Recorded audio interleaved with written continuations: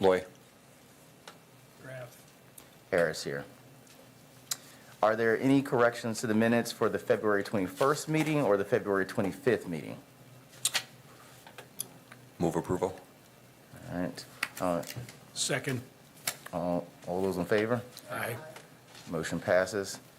Next on the agenda, we will move to monthly presentations, monthly presentation of the police department. I'll get this removed into the fire goes first. Yeah. We'll actually move to the fire department monthly presentation first.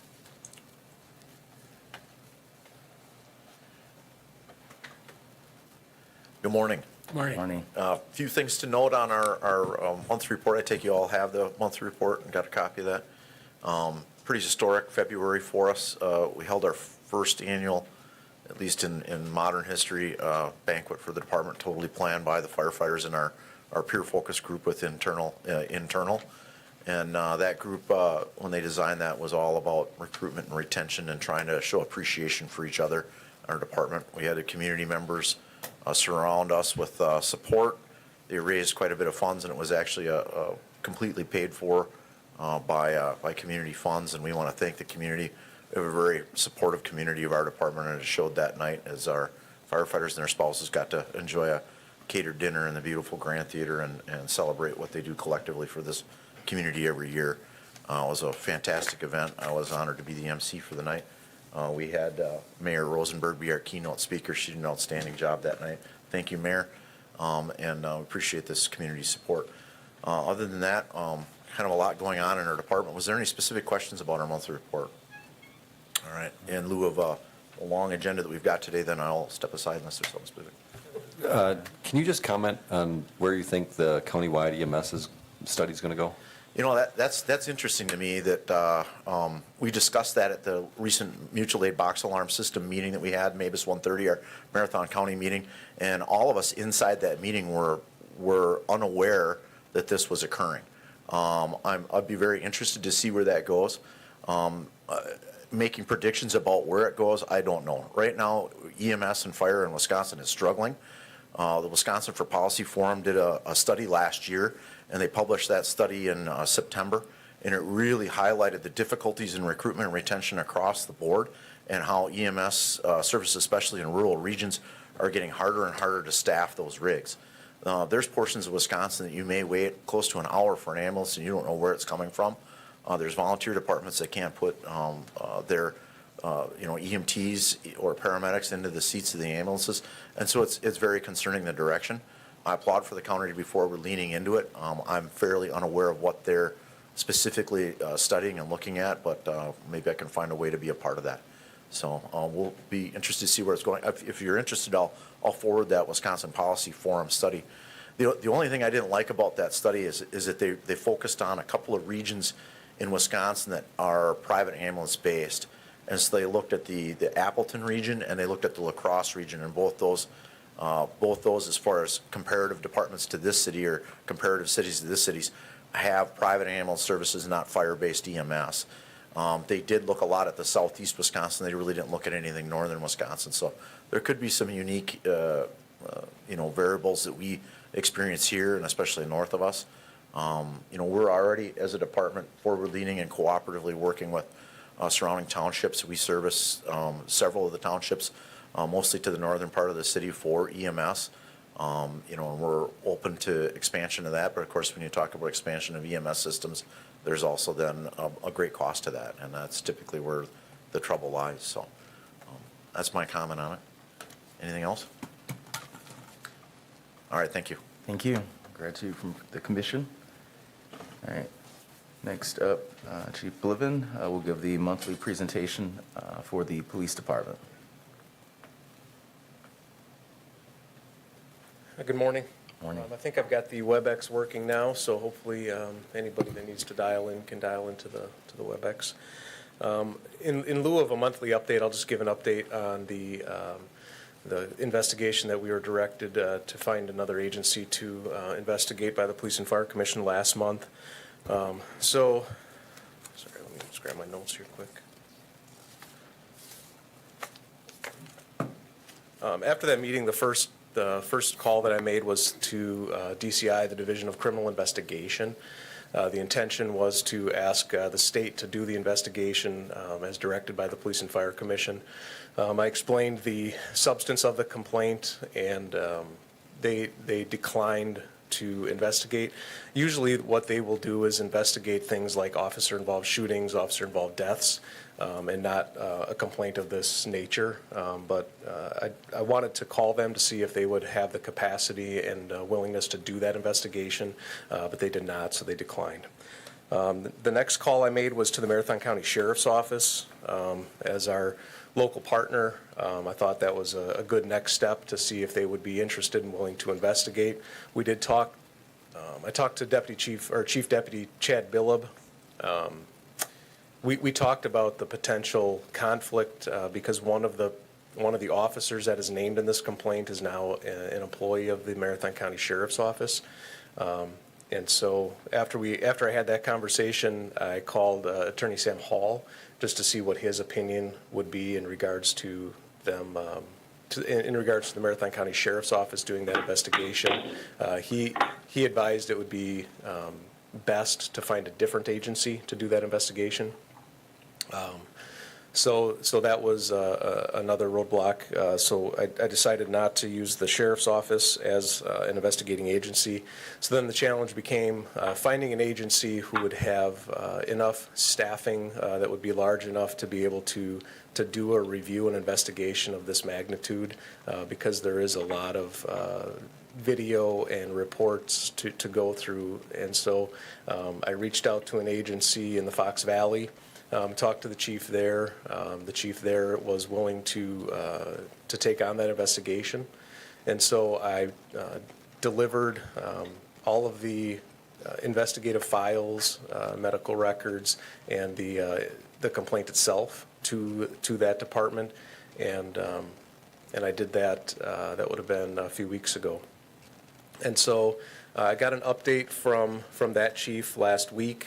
He indicated that his intention is every Wednesday. He's blocked his calendar, and he will do the investigation himself. But he's going to block every Wednesday in April and May with the intention of having the material reviewed and to get back to the Police and Fire Commission by the end of June. And that's his goal and his commitment to the Police and Fire Commission. So with that, that's where we are right now. And then I would just ask if there's any additional information from the complainants that needs to get into the hands of that chief. I would just ask that the complainants go through either the Police and Fire Commission president or Attorney Sam Hall to make that communication. My understanding of this review is that the chief will be doing a review of our criminal investigation to determine if any of our policies or procedures were violated. So that's simply just a review of the material, and I don't believe it would be helpful to have any interjection into that review itself. We don't need any new information coming in. We just need that material reviewed. So that would be my request. Any questions in regards to that process? Any questions? All right. Thank you, Chief Bliven. Thank you. All right. Next, we will move to general agenda items, and today we will have a review of the findings and recommendations for the Wausau Police Task Force. I welcome Chairman Robinson and Mayor Rosenberg to present to the Police and Fire Commission.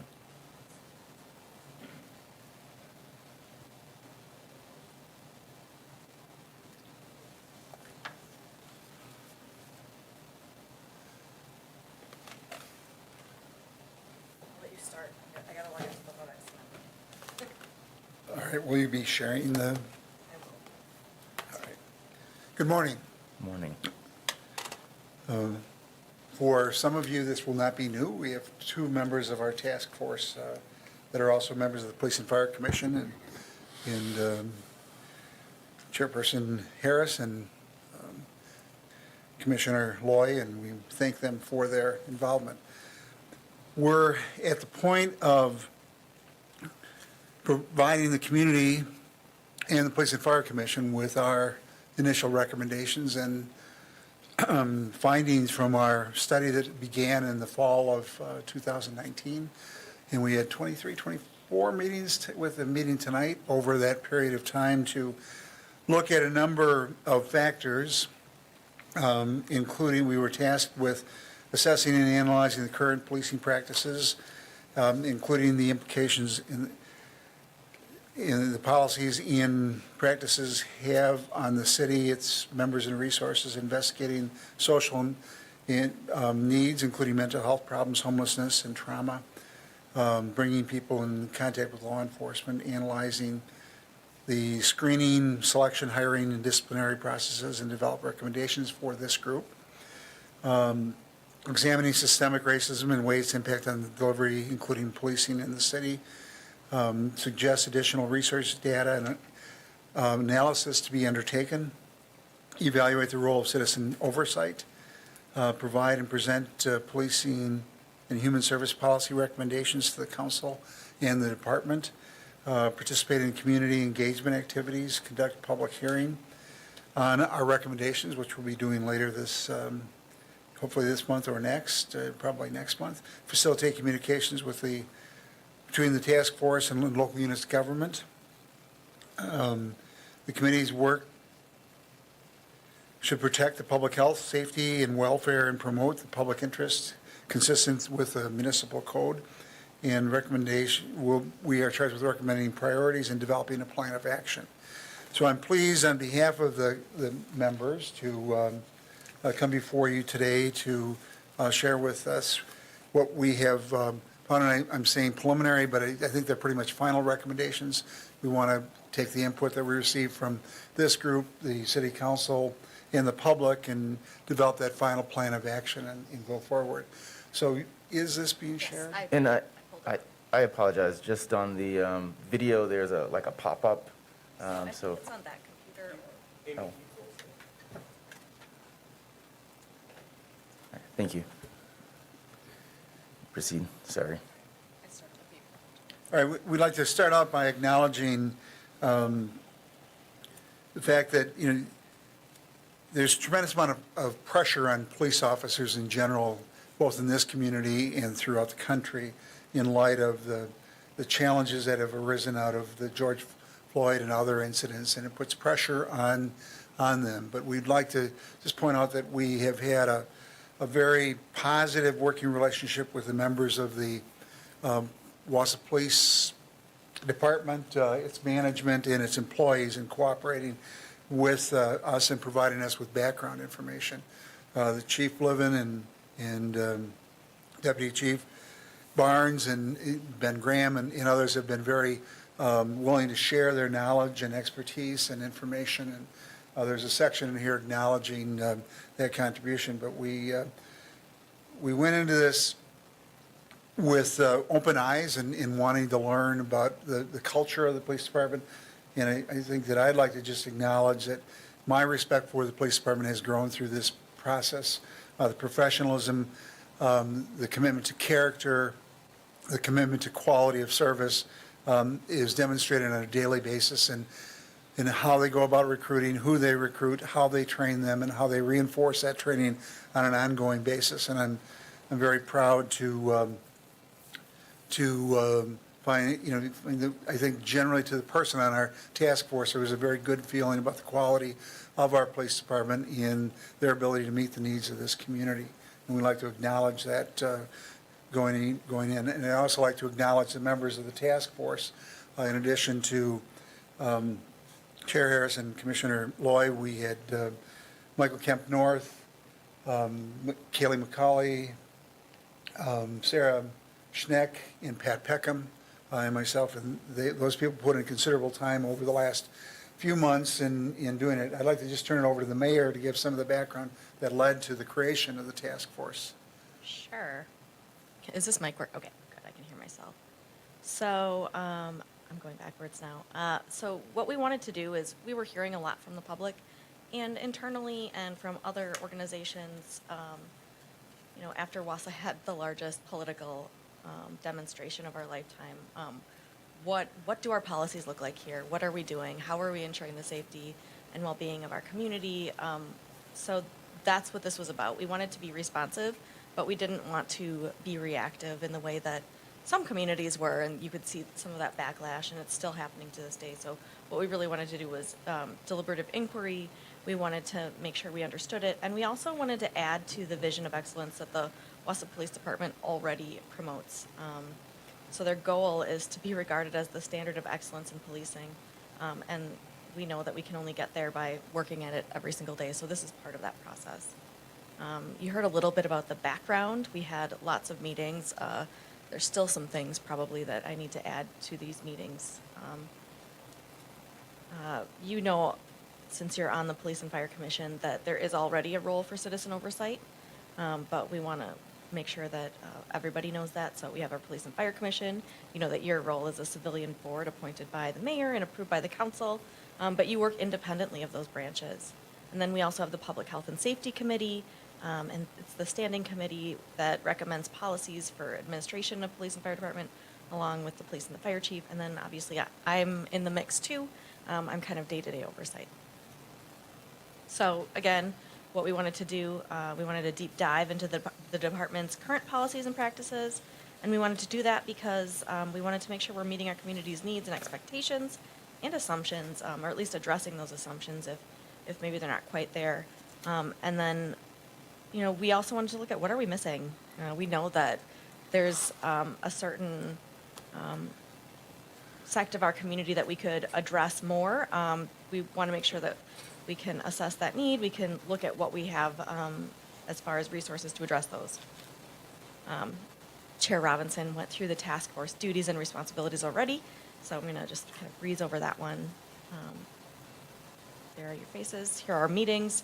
We had a bunch of them. You know, you'll be able to see all of these. We have even more coming. So basically our process here, I don't know if you want to cut in and talk through our process, Chair Robinson. Sure, we spend a lot of time trying to understand the current workings of the department. And again, I'd like to thank the department staff for sharing their information, but we had 2 thumb drives from Chief Bliven going through all the policies and procedures. We spent considerable time looking at the hiring, selection, training process.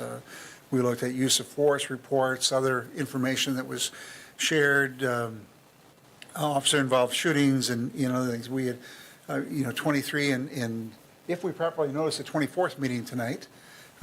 We had 7 listening sessions in early last year to give the community a chance to express concerns. Those listening sessions were used then to accumulate information that was used to design a community service, a community survey that we worked with Wisconsin Institute of Public Policy and Service. We had 1,231 responses, and some of those responses were that the performance of the police department, 85% of the people said that their overall performance is excellent or good. 82% they do a good job of keeping the community safe. 74% said they do a good job of making sure people obey the law. 69% do a good job of promoting community health and well-being. 72% disagreed with the statement that they would feel afraid of an officer. 80% disagreed that they would worry about an officer being physically aggressive. 94% said that they would respectfully follow a request.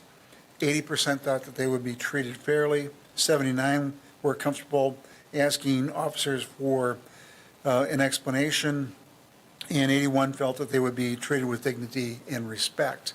And we had some differences of responses based upon some social and demographic information. So we wanted to dig down a little bit deeper into why those differences agreed or appeared. We created some focus groups, and we sat down with members of those marginalized communities or other groups, whether they were black or people of color, or there were people with that had experiences with the Wausau Police Department, mental health issues, and other groups. And we found that while there were differences in the responses, there was still overall satisfaction and approval of the activities of the police department.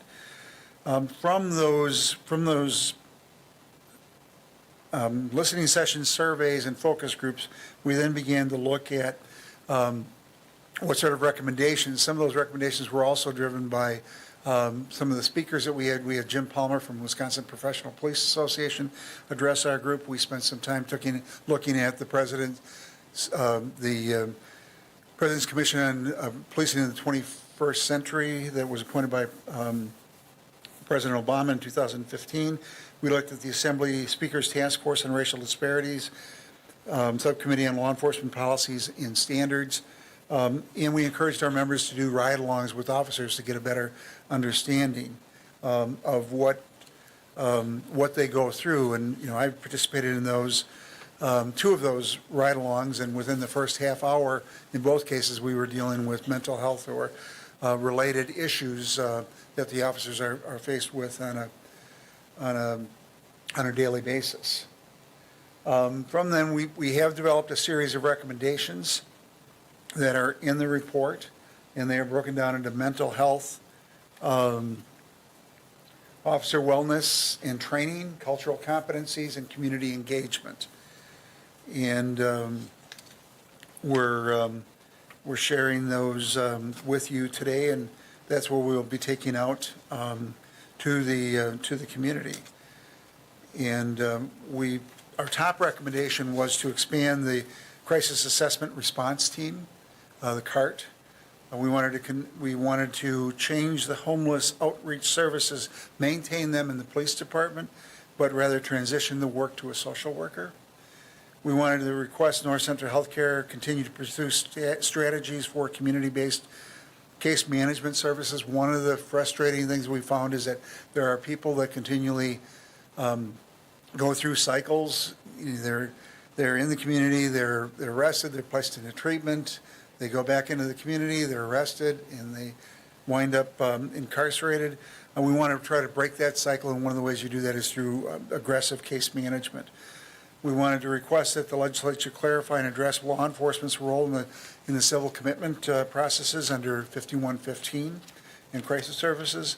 And we wanted to make sure that Officer Lemeron, who's done a wonderful job with the homeless, had identified transportation services as a critical issue, and we think it's important that Metro Ride or the bus system address some of those needs and try to look at ways that we can expand services to make sure that they are able to follow up with those services using mass transit. In the area of cultural competencies, we wanted to expand the on-call interpretive services and proactively letting the public know that this is available. In recent meetings, we've heard that is working very well.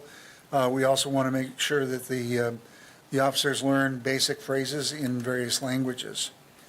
One of the areas that we were concerned about is officer wellness.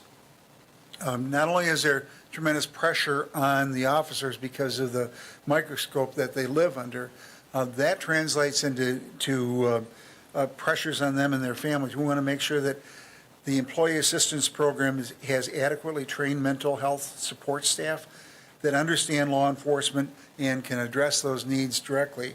We want to offer enhanced mental health benefits for the members of the police department without co-pays and deductibles. We think it's important that they have access to those services free of charge, given the pressure that they're under and how important that is for their well-being. We want to have yearly cultural awareness education training for officers and expand mental health training resources for the department and others. And we also wanted to support legislation on a statewide, we call it an ethics board for law enforcement. Really, it is a statewide data system so that we can track the performance of officers, so you're not shifting one problem officer from one community to another, and that there's an adequate database for capturing that area. And finally, in the area of community engagement, we want to initiate formal ongoing dialogue with groups such as the Black, Hispanic, Hmong, LGBTQ, new refugees, and other groups. We found that there are many times cultural differences that lead to misunderstandings relative to how law enforcement should perform. In the Hmong culture, there's a heavy reliance on clans, that they prefer to deal with domestic violence situations through the clans versus law enforcement. We need to have everybody have a clear understanding of what the expectations are in this free society, and that there is a need to follow the laws, and we need to have a better understanding, and we do that through a dialogue and exchanging information, developing both that understanding of the cultural differences, but then looking for ways to try to address that. We wanted to make sure that we had a multicultural, multimedia communication policy where we can communicate to them. One of the things that we learned in the survey is that people get their information from many different sources, and certain trusted sources and other sources. If you're like me, you grew up when the Daily Herald was a much more viable paper. Very few people get their information from the Daily Herald anymore.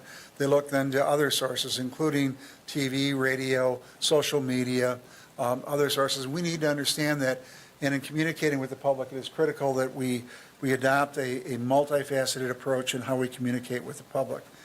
One of the things that we identified as a data gap, we wanted to make sure that we had in the future partnerships with research organizations to collect information on social justice issues in the criminal justice systems. There's not a lot of that information that's readily available.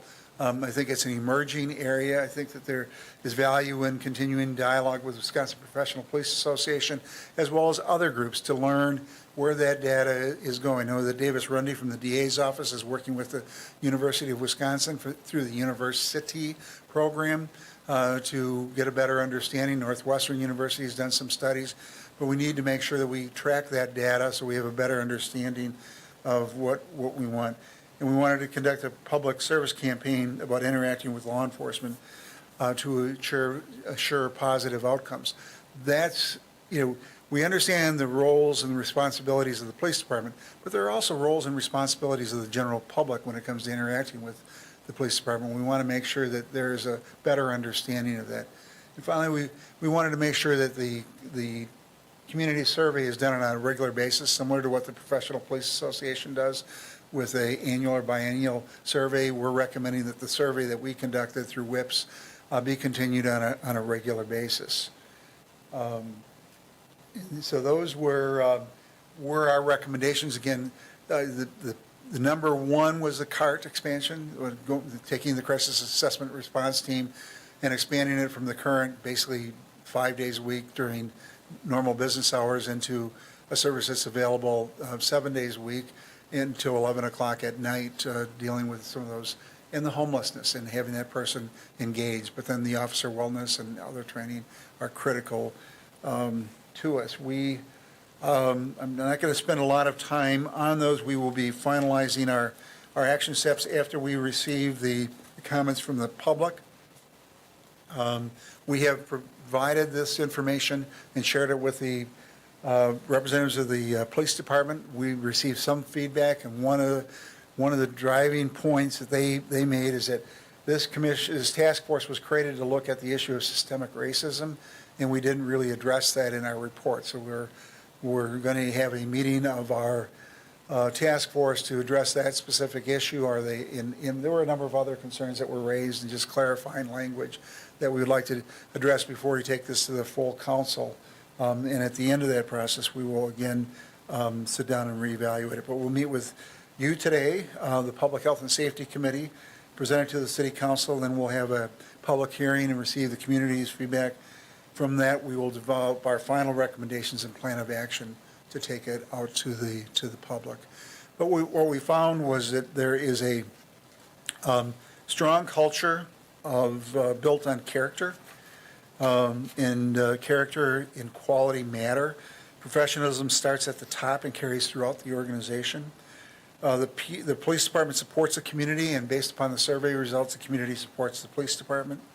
The Wausau Police Department leads by example. Mental health issues are everywhere and in every aspect of their jobs. And police are mental health and social workers with a badge. And the public perceptions are shaped by ethnic, cultural, mental health, and economic factors. And we need to be aware of that going forward. We looked at the issue of governance in light of the statutes and how the current system is working. We didn't make any recommendations relative to changes in governance. Felt that there was adequate opportunity for public involvement in that process. We also spent some time looking at the dependencies in who's involved in making this. We've developed a series of recommendations. Many of them are beyond the control of the city alone, and they will require working with groups such as the State of Wisconsin, North Central Healthcare, the County Board for Funding, the public, this group, and others, and those they're outlined in there. I would draw your attention to those recommendations, and Mayor, is there anything you'd like to add? So I guess, like, one of the things that we keep talking about is mental health, and those issues, and really what we need is strong partnerships with the county and North Central Healthcare so that we can ensure that we're building that strong foundation for our community. And I think you'll see with a lot of these recommendations that we can't do it alone. The city of Wausau can't do it alone. So we do need both buy-in and collaboration with these organizations, and especially North Central Healthcare. It's going to be really important. I even talked to a friend this weekend who was out knocking on doors, and one of the things that she heard was that they really felt that the Wausau Police Department has come a very long way in helping folks with mental illness and mental health issues as they're in crisis. But we need partnership from North Central Healthcare. So that's going to be something, I think. We have folks here who know a lot about that and who have relationships with that board. So it's going to be important that we continue that discussion. So I would look to Michael, or to Will. I'll save my comments for after. Well, I'll just first start by saying it was a very educational process, eyes wide open going into it. I want to thank Chair Robinson and the mayor for their leadership to get this to the finish line. It was not easy to do through the pandemic as we started this and got through, a lot of elements of what it takes to be a quality police department. I especially want to thank the chief for his time and the time of his department throughout the process. It's cumbersome. I want to thank the members of the Wausau Police Department for going through this as well. It's not easy to be measured, but I think measurement is critical to reveal the things that are great or the things that need to be improved in our world. And throughout the process, I was consistently impressed and grateful for the proactive nature of our department, the long commitment to community-oriented policing in this community. And as I think about how this impacts this body going forward and our statutory duties, I think it's of utmost importance that we continue to realize that nothing's permanent. The world, our community changes, and we have to evolve with that. And so when we hire people, especially individuals in leadership positions in this department, it's critical that they continue to listen to the community and respond and evolve while keeping the things that are great about this department, specifically its character, intact. And I think that's the charge going forward, is that we continue to look for individuals that are both coming in and up and through the department that value community-oriented policing and value being connected to the community and doing things that are beyond the duties of officers, even though at times or initially it doesn't make sense that they continue to do those things. But somebody has to, and I think our police department is one of the first experiences, or maybe the most visible experience people have in the community. And for us here in this community, I'm extremely grateful for our police department. Thank you. I'd like to just pick up on Michael's comments. One of the things that we learned and we need to understand is that the police department is the gatekeeper of the system. And many people's experiences are shaped by the system in its entirety, and that system involves the arresting officer, charging officer, the county jail, the court system, probation, parole, all of which impact their impressions and opinions of it. We focused in on the role of the police department, and some of our recommendations deal with how people will move through it in the context of mental health and social services. But we talked about the chief and Deputy Chief Barnes, and, I'd like to also call out Ben Graham, Nate Seiler, Eric Lemeron, Todd Beaton, John Phillips, Jim Martin, and Dave Bertrand from the department who helped us. Gene Frankel, who moved from the department to the mayor's office, was very helpful, the mayor.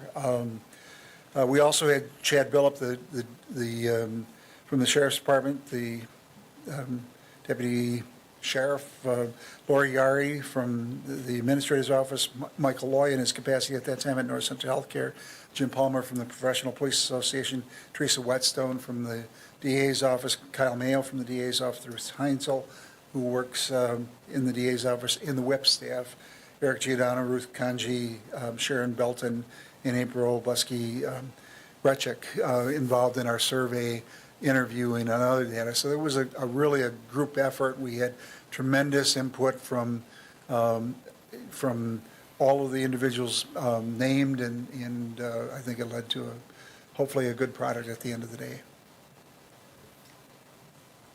Any other questions or discussion? Well, then I'll just say on behalf of the Police and Fire Commission as well, I want to thank you, Chairman Robinson, for your leadership, and Mayor Rosenberg.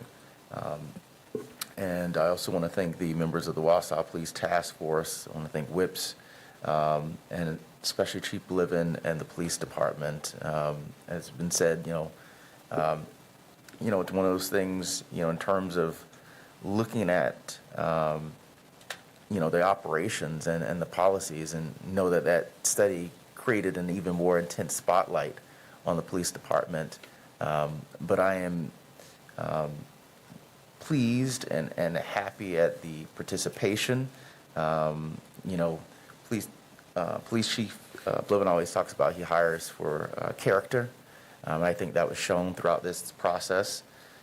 So a big thanks to the police department, Chief Bliven, and the staff that participated.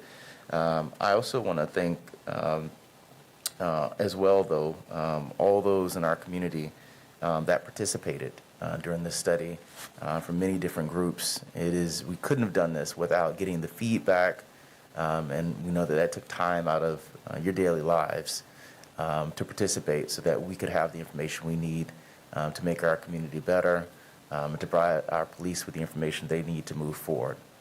So I'm grateful to everyone that participated in this process, and we thank you.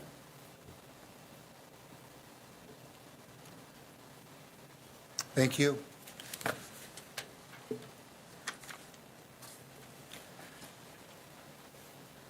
All right. Next on the agenda, we will be going into closed session. Cheryl, will you do us the honors? I'd like to make a motion to go into closed session pursuant to Section 19.85, Parent 1, Parent C of the Wisconsin State Statutes, considering employment of any public employee over which the governmental body has jurisdiction or exercises responsibility for the purpose of considering appointing one individual to detective with the Wausau Police Department, appointing one individual to engineer with the Wausau Fire Department, and interviewing 3 individuals for entry-level firefighter paramedic with the Wausau Fire Department. All right. All those in favor? Aye. All right. Motion passes. We are now in closed session. We'll go into the other room for interviews. Thank you.